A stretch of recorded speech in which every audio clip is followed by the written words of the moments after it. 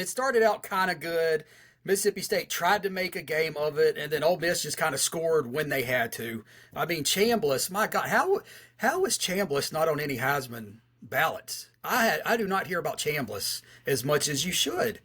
I mean, this I agree guy's with that. constantly having a 300-yard, 4-touchdown game, and it's like he better at least get invited to New York, which he probably won't. But he's got to be one of the most underrated players in the country. My God, boss, I what you agree. got? Well, Bo called it last week. He said there was going to be fights. These Yeah, two, these two, these two hate each other. yeah. And Every I laughed every year. Let's play when the I saw feud. that. When I saw that state bench clear, I was like, Bo hit it right the nail on the head right here. Here we go. I did like Lane Kiffin's comment though when they asked him at halftime about the fight. And he's like, "Well, my guys did what they were supposed to do. They never left the sideline." And I'm like, "Okay, cool." But anyway, no, we knew how this was going to end. We knew, State started off like they do. I just kept saying, when are they going to fall off? When is Ole Miss just going to take over? And sure enough, it didn't take too long. But I mean, they were scoring, but they were scoring when they wanted to, from anywhere on the field. They just couldn't be stopped. Felt bad for State. I did. Ended up being quite a good beating. I was in a house at the time with a bunch of State fans, so I was watching hearts being broken as it happened. Clanga, clanga, clanga, clanga. No, did he freeze? All right. Well, I mean, State cut it. What was it, 31-19, and then Ole Miss just had like an 88-yard touchdown pass to kind of seal it. Bo, what you got? Yeah, that's usually one of the more entertaining rivalries because you'll see all kinds of things, and we were joking around about this on the show.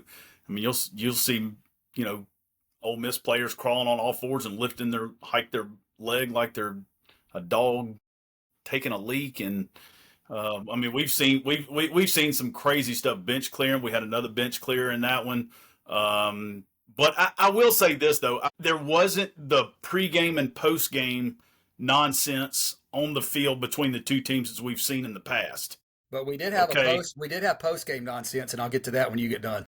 Okay. Well, I mean, we had the people breaking into the State people breaking into the locker room That's the not night what I'm before, talking about. but I'm talking about what I'm specifically talking about is we've seen in warm-ups fights and having to be separated and penalties being assessed in that game before they're even in uniform. And I really thought both coaches did a really good job of pretty much having good control of their teams. Now, I will say this first off. Let's start with Jeff Lebby. The competitiveness in that team is there. He is on the right track. The guy can coach ball, and we'll get to coaches later. But I am telling this guy, Lebby can flat out coach. When he bolsters that roster a little bit and he can get some more players, but it's going to be hard because Mississippi State, they have always been kind of a recruit and develop program.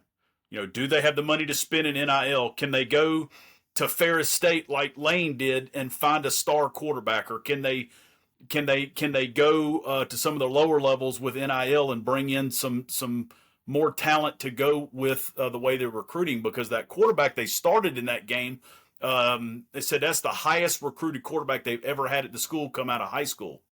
So, and I believe he was a freshman. So, if they can hold on to him, Lebby stays, and they can build a solid pool of talent, this can be a very competitive team. Now, when I say competitive team, I'm not meaning go to Atlanta. They've only been to Atlanta once ever since we started the championship games, the SEC championship. So I'm not even talking about that, but I'm talking about building a solid program. It has been done before at Mississippi State when Dan Mullen was there.